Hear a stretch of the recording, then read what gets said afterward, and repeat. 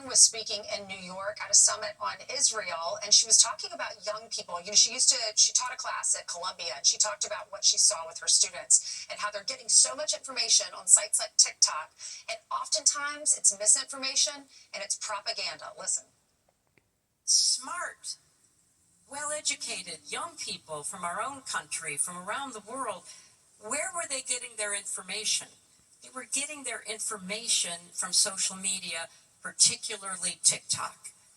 That is where they were learning about what happened on October 7th, what happened in the days, weeks, and months to follow.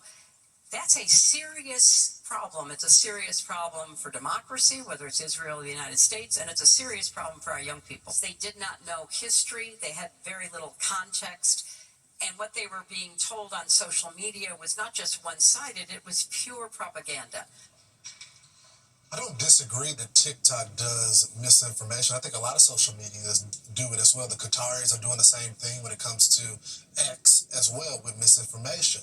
But she only addresses one part of the problem. Why not take on her colleagues and the professors and the teachers that are teaching them this nonsense as well? She doesn't talk about that. There's going to always be misinformation. I'm not saying we should accept it, but you need the faculty leaders, the people that are professors that's providing the next generation with the information to correct those wrongs. They're not doing it. Right. You would think that somebody's been out of office so long, not running for another, would call out her own party, but she never, ever does, and including the socialists. But it's such an important point she brought up, because she was there every step of the way. She was no ceremonial first lady. She was a co-president.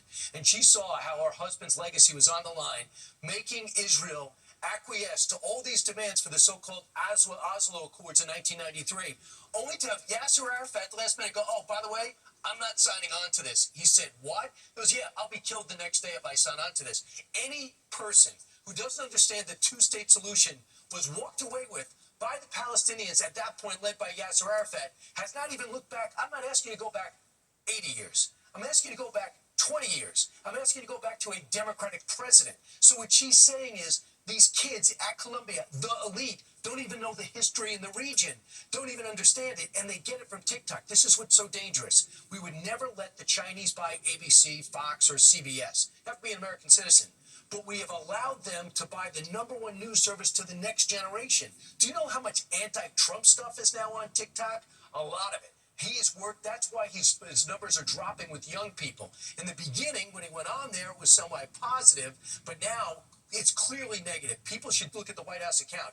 It is all graffitied with negative stuff.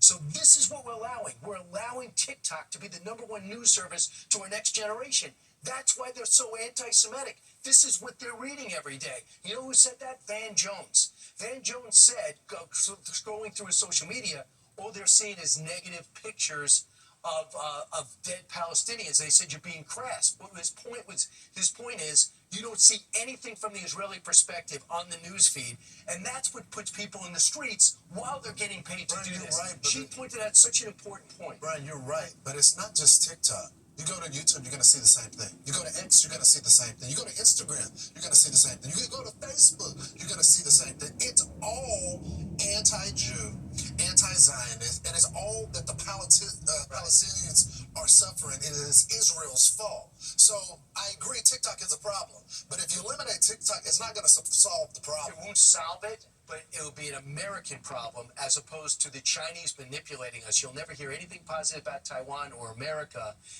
or trade as long as China controls the #1 news service. Well, maybe parents can teach children, don't just get your news from TikTok. You need to be watching the news, reading the news, reading newspapers, so you get the full purpose.